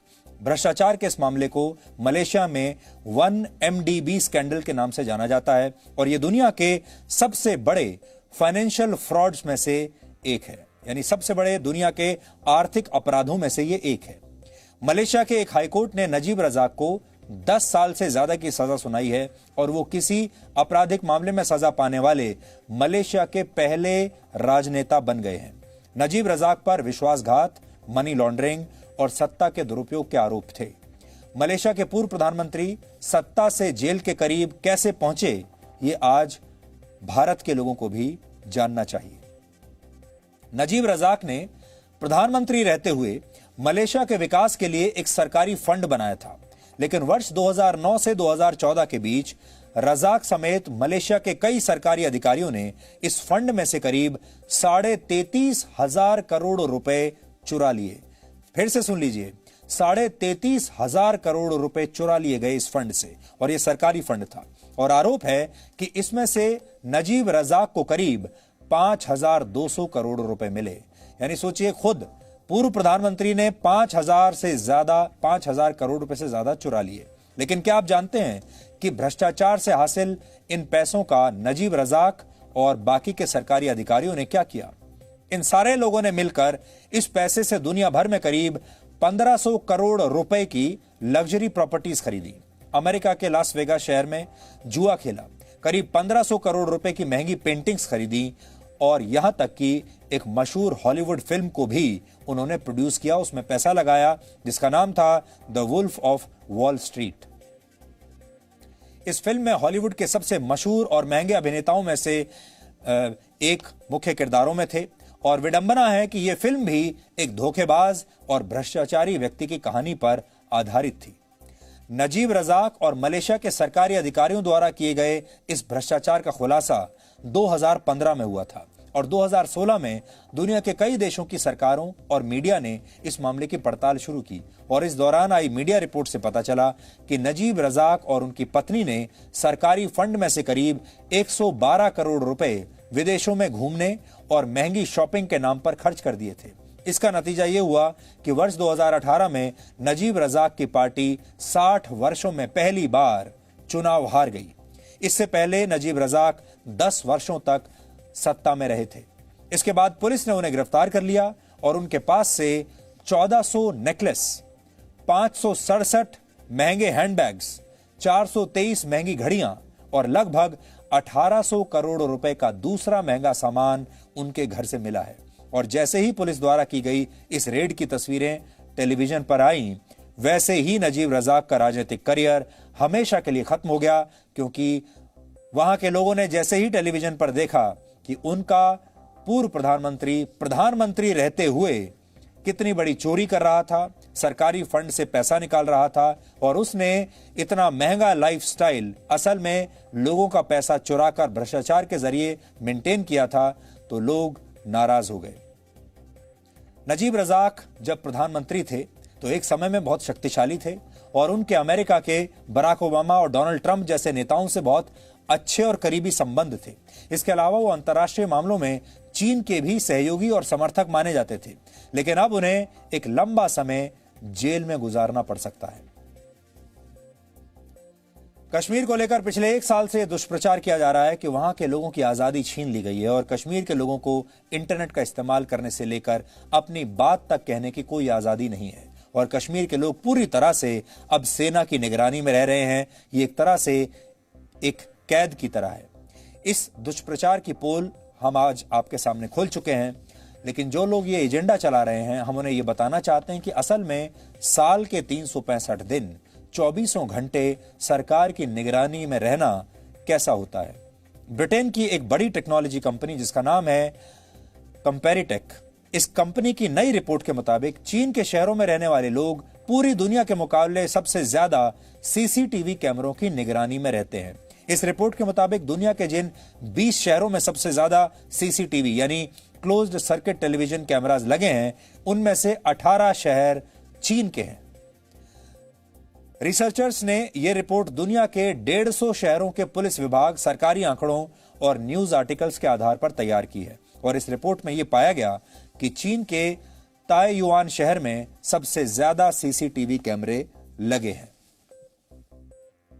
करीब 40 लाख की आबादी वाले शहर में लगे सीसीटीवी कैमरों की संख्या 4,65,255 है, यानी यहां प्रति 1000 लोगों पर 120 सीसीटीवी कैमरे लगे हैं। इस मामले में चीन का वुक्शी शहर दूसरे नंबर पर है। इस शहर की आबादी 30 लाख से थोड़ी ज्यादा है और यहां लगे कुल कैमरों की संख्या 3 लाख है, यानी इस शहर में प्रति 1000 लोगों पर 100 सीसीटीवी कैमरे लगे हैं। सीसीटीवी सर्वेलेंस के मामले में दुनिया के टॉप 20 शहरों में चीन के 18 शहरों के अलावा लंदन और भारत के शहर हैदराबाद का नाम भी है। लंदन इस मामले में तीसरे नंबर पर है, जहां प्रति 1000 व्यक्तियों पर 67 कैमरे लगे हैं, जबकि 16वें नंबर पर मौजूद हैदराबाद में प्रति 1000 लोगों पर 30 कैमरे लगे हैं। लेकिन हैरानी की बात यह है कि दुनिया के जिन शहरों की आबादी सबसे ज्यादा है, वहां प्रति 1000 लोगों पर सीसीटीवी कैमरों की संख्या काफी कम है। उदाहरण के लिए 3 करोड़ 73 लाख से ज्यादा आबादी वाले शहर टोक्यो में प्रति 1000 लोगों पर सिर्फ 1 सीसीटीवी कैमरा लगा है, जबकि 3 करोड़ आबादी वाले शहर दिल्ली में प्रति 1000 लोगों पर सीसीटीवी कैमरों की संख्या सिर्फ 14 है। जबकि देश की राजधानी दिल्ली में अपराधों को रोकने के लिए बड़े पैमाने पर सीसीटीवी कैमरे लगाए जाने की बात बार बार की जाती है। चुनावों में यह मुद्दा भी रहा है और सीसीटीवी कैमरों का मुद्दा आपको याद होगा दिल्ली की राजनीति को प्रभावित करता रहा है। सबसे ज्यादा आबादी वाले दुनिया के टॉप 10 शहरों में सर्विलांस कैमरों की क्या स्थिति है, उसका आंकड़ा इस समय आपकी स्क्रीन पर है, आप खुद देख सकते हैं। इस रिपोर्ट के मुताबिक पूरी दुनिया में 77 करोड़ से ज्यादा सर्विलांस कैमरे लगे हैं, 77 करोड़। लेकिन इनमें से 41 करोड़ 50 लाख कैमरे सिर्फ चीन के शहरों में लगे हैं। यह दुनिया में मौजूद कुल सीसीटीवी कैमरों का 54% है। इसका मतलब कि दुनिया भर में लगे सीसीटीवी कैमरों में आधे से ज्यादा कैमरे अकेले चीन में लगे हैं और 2021 तक चीन में सर्विलांस कैमरों की संख्या बढ़कर 54 करोड़ से ज्यादा हो जाएगी।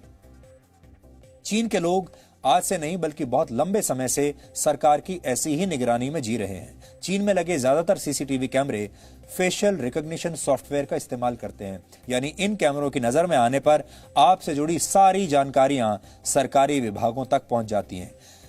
भारत और चीन में यही फर्क है, भारत में जो कैमरे लगे हैं उनमें यह सॉफ्टवेयर नहीं है। यहां तक कि चीन में जो लोग सड़कों पर नियमों का उल्लंघन करते हैं उनकी पहचान इन कैमरों के जरिए की जाती है और फिर सड़कों पर लगी बड़ी बड़ी स्क्रीन पर उनके द्वारा नियमों का उल्लंघन करने के वीडियोस भी दिखाए जाते हैं। लेकिन अब आपके मन में यह सवाल आ रहा होगा कि क्या चेहरे पर मास्क लगाने के बावजूद ये कैमरे अब लोगों को पहचानने में सक्षम हैं, क्योंकि अब तो पूरी दुनिया में लोग मास्क लगाकर घूम रहे हैं। फिलहाल इसका जवाब यह है कि ज्यादातर कैमरे फेस मास्क से ढके हुए चेहरों को पहचान नहीं पाते और अभी लंबे समय तक लोगों को फेस मास्क पहनने हैं। इसलिए टेक्नोलॉजी कंपनियों ने इसका भी अब नया हल ढूंढने की कोशिश शुरू कर दी है और इसके लिए 3 तरीके अपनाए जा रहे हैं इस समय। पहला ये कि कुछ कंपनियां सोशल मीडिया से आपकी वो तस्वीरें चुराती हैं जिनमें आपका चेहरा मास्क से ढका हुआ होता है और फिर सॉफ्टवेयर एल्गोरिथम के जरिए आपकी असली पहचान को उजागर करने की कोशिश की जाती है। दूसरे तरीके के तहत कुछ कंपनियां डेटाबेस में उपलब्ध तस्वीरों पर कंप्यूटर के जरिए खुद ही मास्क लगाती हैं और फिर इसका मिलान आपके चेहरे से किया जाता है। तीसरे तरीके के तहत कंपनियां ऐसा सिस्टम तैयार कर रही हैं जो आपकी आंखों के आसपास के हिस्से को स्कैन करके आपका चेहरा पहचान सकता है। लेकिन इनमें से कोई भी तकनीक पूरी तरह से फूल प्रूफ नहीं है, पूरी तरह से कारगर नहीं है और अभी इसे सही ढंग से विकसित करने में शायद काफी समय लग जाएगा। अब दूसरा सवाल यह है, आपके मन में भी आ रहा होगा कि क्या ये सीसीटीवी कैमरे अपराधों को रोकने में सक्षम होते हैं, क्योंकि हर जगह जब सीसीटीवी कैमरे लगाए जाते हैं तो सरकार यही कहती है कि ये कैमरे अपराध को रोकने के लिए लगाए गए हैं। इसका जवाब है कि बहुत सारी जगहों पर सीसीटीवी कैमरे लगाने से फायदा होता है, अपराध रुकता है। उदाहरण के लिए भारत के चेन्नई शहर में हर 50 मीटर पर एक सीसीटीवी कैमरा इंस्टॉल करने से शहर में आपराधिक घटनाओं में 30% की कमी आई। इसी तरह अमेरिका के बाल्टीमोर और शिकागो जैसे शहर में सीसीटीवी कैमरे लगाए जाने के बाद वहां होने वाले अपराधों में भारी कमी देखी गई और इन कैमरों के जरिए अपराधियों की पहचान आसानी से होने लगी। शिकागो में सीसीटीवी कैमरों की वजह से अपराधों में जो कमी आई उससे शहर की अर्थव्यवस्था को काफी फायदा हुआ। उदाहरण के लिए शिकागो में अगर सर्विलांस टेक्नोलॉजी पर $1 खर्च किया गया तो अपराध कम होने की वजह से $1 की तुलना में $4 की बचत हुई। हालांकि हमें रिसर्च के दौरान यह भी पता चला कि कुछ जगहों पर बड़ी संख्या में सीसीटीवी कैमरे लगाए जाने के बावजूद अपराध के ग्राफ में कोई खास कमी नहीं आई। यानी इन कैमरों से होने वाले फायदों और नुकसान के बारे में अभी भी कुछ स्पष्ट तौर पर नहीं कहा जा सकता, लेकिन अगर आप भविष्य की बात करें तो भविष्य सीसीटीवी कैमरों का ही है और अब आपको भी इस तरह के लाइफस्टाइल की आदत डाल लेनी चाहिए जब आपका जीवन भी सीसीटीवी कैमरों की नजर में ही हर समय रहेगा। आज वर्ल्ड नेचर कंजर्वेशन डे है, यानी इस दिन हम जल, जंगल, जीव और प्रकृति को बचाने के लिए संकल्प लेते हैं और इसी की प्रेरणा देने वाली खबर आज हमारे पास तमिलनाडु से आई है। तमिलनाडु का एक गांव एक चिड़िया को बचाने के लिए पिछले कई रातों से अंधेरे में है। गांव के लोग पिछले कई रातों से स्ट्रीट लाइट्स नहीं जला रहे हैं और इसका कारण यह है कि स्ट्रीट लाइट्स को जलाने वाले मेन स्विच में चिड़िया ने अपना घोंसला बना लिया है और लोग ये नहीं चाहते कि उनकी वजह से ये चिड़िया अपने घोंसले और अपने अंडों को छोड़कर वहां से उड़ जाए। इसलिए गांव के लोगों ने कई दिनों से स्ट्रीट लाइट्स के मेन स्विच को हाथ ही नहीं लगाया। आपको प्रेरणा देने वाली एक रिपोर्ट आज हम आपको दिखाना चाहते हैं।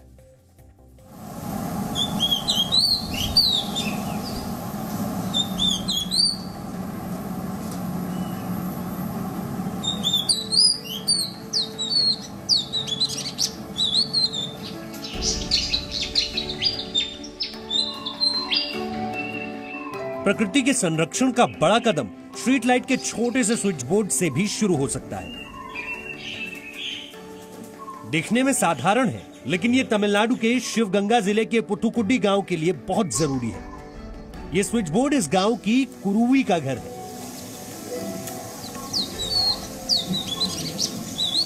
कुरुवी वो चिड़िया है जिसके बच्चे स्विच बोर्ड में बने घोंसलों में मौजूद हैं।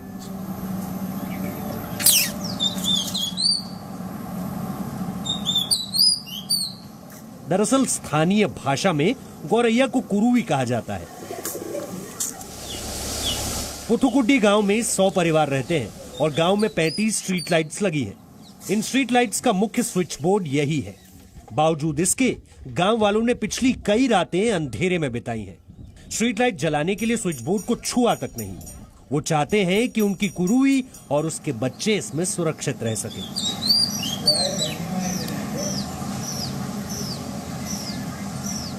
जब पहली बार गांव में एक युवक ने इसमें घोंसला और अंडे देखे थे, उसी दिन पूरे गांव ने फैसला कर लिया कि जब तक चिड़िया के बच्चे वहां से उड़ नहीं जाते, तब तक वो गांव की स्ट्रीट लाइट्स नहीं जलाएंगे।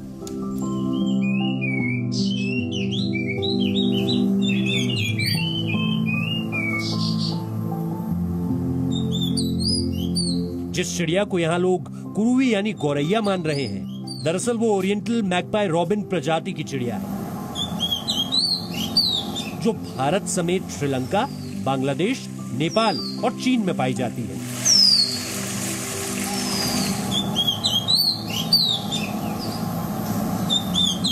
चिड़ियों की ये आवाज गांव में गूंजती रहे, इसी वजह से गांव वालों ने उन्हें बचाने की एक खास पहल की है। ये पहल दूसरे लोगों के लिए भी एक प्रेरणा है।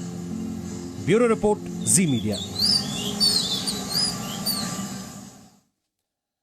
और अब आखिर में आज का सवाल, आज आपको यह बताना है कि पहले विश्व युद्ध की शुरुआत कब और किस घटना की वजह से हुई थी। आप इस पर रिसर्च कीजिए और ब्रेक के बाद हम आपको इस सवाल का सही जवाब बताएंगे।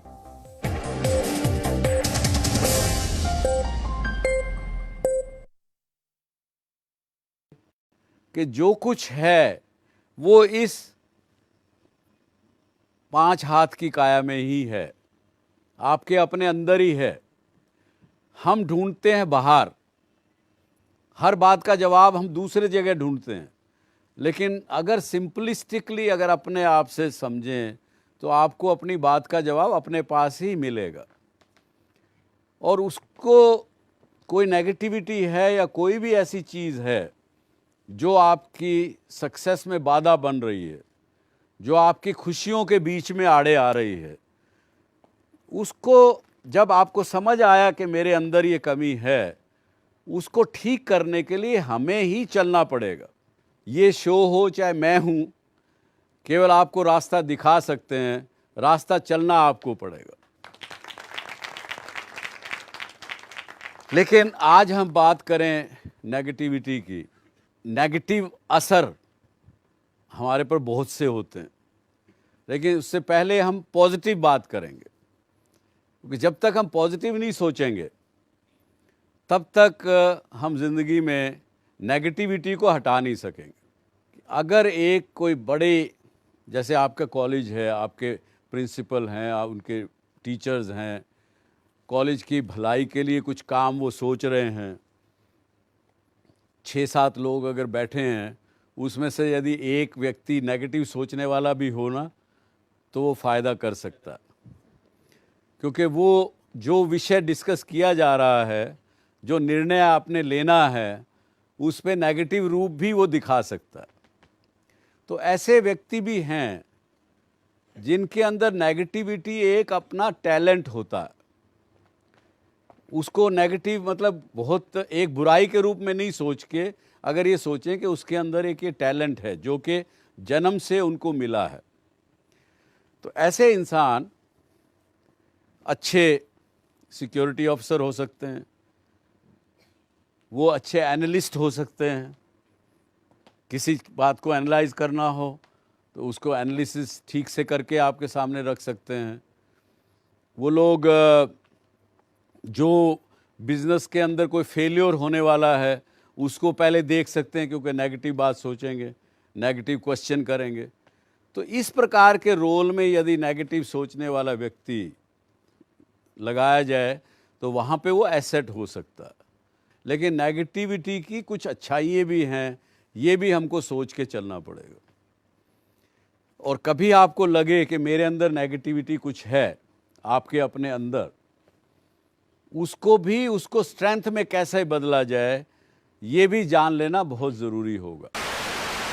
No Signal, no worry. Presenting Z News app with live TV, latest updates and expert opinion. Available on Google Play and App Store. Download it now.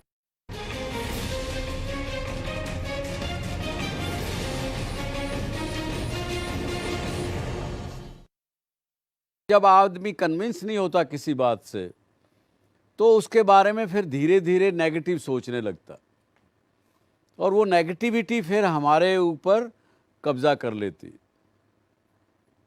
तो इसका इलाज बड़ा सिंपल है। आज ज़िंदगी हमारी बड़ी सिंपल है, लेकिन क्योंकि वातावरण इस प्रकार का बन गया, वेस्टेड इंटरेस्ट इतने चारों तरफ हमारे हैं, लोग एक्सप्लॉयटेशन की नीतियाँ चारों तरफ ऐसी हैं, जिसके कारण से जो सीधी सच्ची चीज़ थी उसको हमने बड़ा कॉम्प्लिकेटेड रूप से करके और बढ़ा चढ़ा के सोचने लगे, जिसके कारण से कंफ्यूज हो गए। नहीं तो सिंपल सी बात है, ज़िंदगी का एसेंस, मैं पहले भी कई अपने शो में कह चुका हूँ, ज़िंदगी का सार, निचोड़ केवल दो ही हैं। एक ये कि प्रेजेंट में रहो, पास्ट और फ्यूचर में अपने दिमाग को मत जाने दो, और दूसरा ये कि जो कुछ है वो इस 5 हाथ की काया में ही है, आपके अपने अंदर ही है। हम ढूंढते हैं बाहर, हर बात का जवाब हम दूसरे जगह ढूंढते हैं, लेकिन अगर सिंपलिस्टिकली अगर अपने आप से समझें तो आपको अपनी बात का जवाब अपने पास ही मिलेगा। और उसको कोई नेगेटिविटी है या कोई भी ऐसी चीज़ है जो आपकी सक्सेस में बाधा बन रही है, जो आपकी खुशियों के बीच में आड़े आ रही है, उसको जब आपको समझ आया कि मेरे अंदर ये कमी है, उसको ठीक करने के लिए हमें ही चलना पड़ेगा। ये शो हो चाहे मैं हूँ, केवल आपको रास्ता दिखा सकते हैं, रास्ता चलना आपको पड़ेगा। लेकिन आज हम बात करें नेगेटिविटी की। नेगेटिव असर हमारे पर बहुत से होते हैं, लेकिन उससे पहले हम पॉजिटिव बात करेंगे, क्योंकि जब तक हम पॉजिटिव नहीं सोचेंगे तब तक हम ज़िंदगी में नेगेटिविटी को हटा नहीं सकेंगे। अगर एक कोई बड़े, जैसे आपका कॉलेज है, आपके प्रिंसिपल हैं, उनके टीचर्स हैं, कॉलेज की भलाई के लिए कुछ काम वो सोच रहे हैं, 6-7 लोग अगर बैठे हैं, उसमें से यदि एक व्यक्ति नेगेटिव सोचने वाला भी हो ना, तो वो फ़ायदा कर सकता है, क्योंकि वो जो विषय डिस्कस किया जा रहा है, जो निर्णय आपने लेना है, उस पे नेगेटिव रूप भी वो दिखा सकता है। तो ऐसे व्यक्ति भी हैं जिनके अंदर नेगेटिविटी एक अपना टैलेंट होता है। उसको नेगेटिव मतलब बहुत एक बुराई के रूप में नहीं सोच के, अगर ये सोचें कि उसके अंदर एक ये टैलेंट है जो कि जन्म से उनको मिला है, तो ऐसे इंसान अच्छे सिक्योरिटी ऑफिसर हो सकते हैं, वो अच्छे एनालिस्ट हो सकते हैं। किसी बात को एनालाइज करना हो तो उसको एनालिसिस ठीक से करके आपके सामने रख सकते हैं। वो लोग जो बिज़नेस के अंदर कोई फेलियर होने वाला है, उसको पहले देख सकते हैं, क्योंकि नेगेटिव बात सोचेंगे, नेगेटिव क्वेश्चन करेंगे। तो इस प्रकार के रोल में यदि नेगेटिव सोचने वाला व्यक्ति लगाया जाए तो वहाँ पे वो एसेट हो सकता है। लेकिन नेगेटिविटी की कुछ अच्छाइयाँ भी हैं, ये भी हमको सोच के चलना पड़ेगा। और कभी आपको लगे कि मेरे अंदर नेगेटिविटी कुछ है, आपके अपने अंदर, उसको स्ट्रेंथ में कैसे बदला जाए, ये भी जान लेना बहुत ज़रूरी होगा। No signal, no worry. Presenting Z News app with live TV, latest updates and expert opinion. Available on Google Play and App Store. Download it now.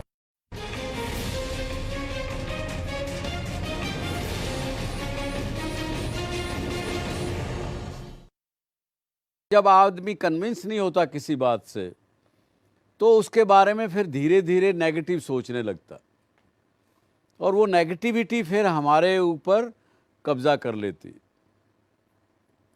तो इसका इलाज बड़ा सिंपल है। आज ज़िंदगी हमारी बड़ी सिंपल है, लेकिन क्योंकि वातावरण इस प्रकार का बन गया, वेस्टेड इंटरेस्ट इतने चारों तरफ हमारे हैं, लोग एक्सप्लॉयटेशन की नीतियाँ चारों तरफ ऐसी हैं, जिसके कारण से जो सीधी सच्ची चीज़ थी उसको हमने बड़ा कॉम्प्लिकेटेड रूप से करके और बढ़ा चढ़ा के सोचने लगे, जिसके कारण से कंफ्यूज हो गए। नहीं तो सिंपल सी बात है, ज़िंदगी का एसेंस मैं पहले भी कई अपने शो में कह चुका हूँ, ज़िंदगी का सार निचोड़ केवल दो ही हैं।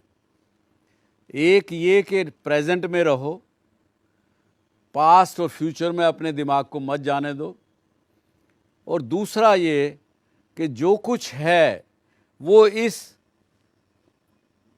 5 हाथ की काया में ही है, आपके अपने अंदर ही है। हम ढूंढते हैं बाहर, हर बात का जवाब हम दूसरे जगह ढूंढते हैं, लेकिन अगर सिंपलिस्टिकली अगर अपने आप से समझें तो आपको अपनी बात का जवाब अपने पास ही मिलेगा।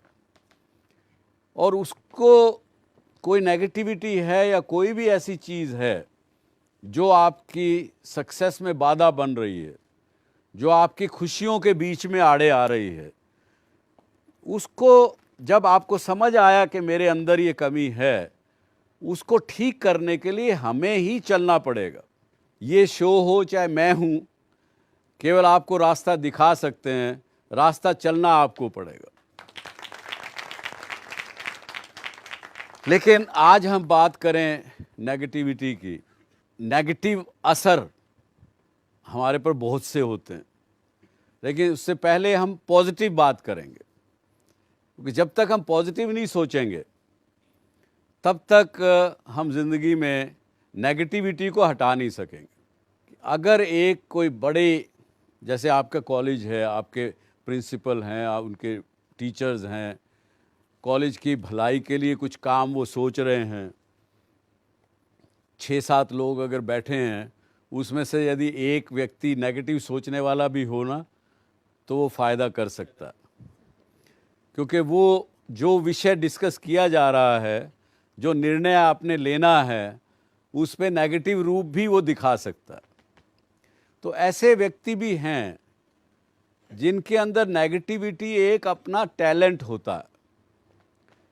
उसको नेगेटिव मतलब बहुत एक बुराई के रूप में नहीं सोच के, अगर ये सोचें कि उसके अंदर एक ये टैलेंट है जो कि जन्म से उनको मिला है, तो ऐसे इंसान अच्छे सिक्योरिटी ऑफिसर हो सकते हैं, वो अच्छे एनालिस्ट हो सकते हैं। किसी बात को एनालाइज करना हो तो उसको एनालिसिस ठीक से करके आपके सामने रख सकते हैं। वो लोग जो बिज़नेस के अंदर कोई फेलियर होने वाला है उसको पहले देख सकते हैं, क्योंकि नेगेटिव बात सोचेंगे, नेगेटिव क्वेश्चन करेंगे। तो इस प्रकार के रोल में यदि नेगेटिव सोचने वाला व्यक्ति लगाया जाए तो वहाँ पे वो एसेट हो सकता है। लेकिन नेगेटिविटी की कुछ अच्छाइयाँ भी हैं, ये भी हमको सोच के चलना पड़ेगा। और कभी आपको लगे कि मेरे अंदर नेगेटिविटी कुछ है आपके अपने अंदर, उसको स्ट्रेंथ में कैसे बदला जाए, ये भी जान लेना बहुत ज़रूरी होगा। No signal, no worry. Presenting Z News app with live TV, latest updates and expert opinion. Available on Google Play and App Store. Download it now.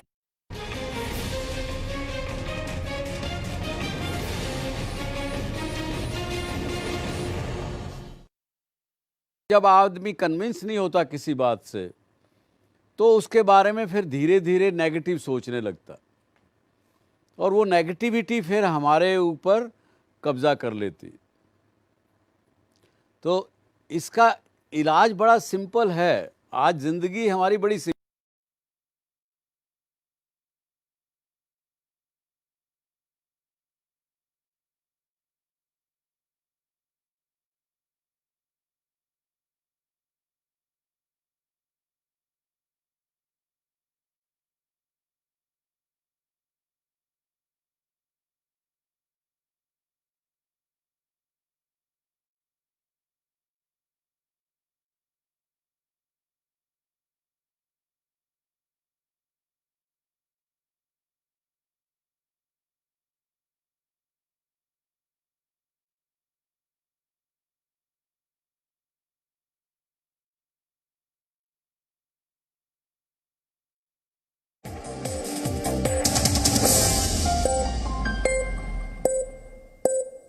और अब आखिर में देखते हैं कि आज के इतिहास में क्या लिखा है।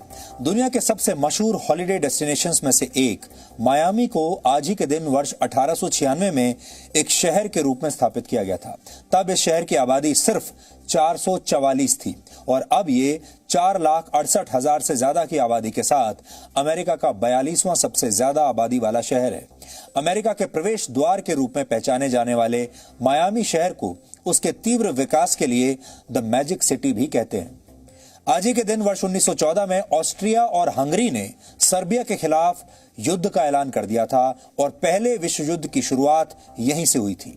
28 जून 1914 को ऑस्ट्रिया हंगरी साम्राज्य के उत्तराधिकारी आर्च ड्यूक फर्डिनेंड और उनकी पत्नी की बोस्निया में एक सर्बियन नेशनलिस्ट ने हत्या कर दी थी, जिसके एक महीने के बाद 28 जुलाई को ऑस्ट्रिया हंगरी ने सर्बिया के खिलाफ युद्ध की घोषणा की और धीरे धीरे इस विश्व युद्ध में तमाम देश दुनिया भर के शामिल होते चले गए। पहले विश्व युद्ध में 100 से भी ज्यादा देशों ने हिस्सा लिया था। वर्ष 1919 तक चले इस विश्व युद्ध में 97 लाख से ज्यादा सैनिक मारे गए थे। आप में से बहुत सारे लोग एयर टाइट लंच बॉक्सेस का इस्तेमाल जरूर करते होंगे। ऐसे डिब्बों को आम बोलचाल की भाषा में दुनिया भर में टपरवेयर कहा जाता है और आज ही के दिन वर्ष 1907 में टपरवेयर के आविष्कारक अर्ल टपर का जन्म हुआ था। अर्ल टपर अमेरिकी बिजनेसमैन थे जिन्होंने टपरवेयर के नाम से खाने पीने की चीजों को रखने के लिए इस्तेमाल होने वाले एयर टाइट कंटेनर्स बनाए थे और आज पूरी दुनिया में ऐसे बॉक्सेस का इस्तेमाल किया जाता है। आज वर्ल्ड नेचर कंजर्वेशन डे के साथ साथ वर्ल्ड हेपेटाइटिस डे भी है। आपको बता दें कि हेपेटाइटिस एक बहुत ही खतरनाक और संक्रामक रोग होता है जिसका सीधा असर लिवर पर होता है। ये A, B, C, D और E यानी 5 तरह का होता है।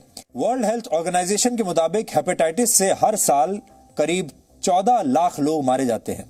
दुनिया भर में लगभग 40 करोड़ लोग इस बीमारी से संक्रमित हैं। भारत में हेपेटाइटिस के करीब 5 करोड़ मरीज हैं। और आज ही के दिन वर्ष 2016 में मशहूर साहित्यकार और सामाजिक कार्यकर्ता महाश्वेता देवी का निधन हुआ था। महाश्वेता देवी साहित्य अकादमी, पद्म विभूषण, ज्ञानपीठ और मैग्सेसे जैसे पुरस्कारों से सम्मानित साहित्यकार थीं। 3 दशक से ज्यादा समय तक वो आदिवासियों के बीच काम करती रहीं। उनके साहित्य का एक बड़ा हिस्सा आदिवासियों के जीवन पर आधारित था। उनकी चर्चित किताबों में 1084 की मां शामिल है, जिस पर एक फिल्म भी बनाई गई थी। इसके अलावा रुदाली और संघर्ष भी ऐसी फिल्में हैं जो महाश्वेता देवी के उपन्यासों पर ही आधारित हैं।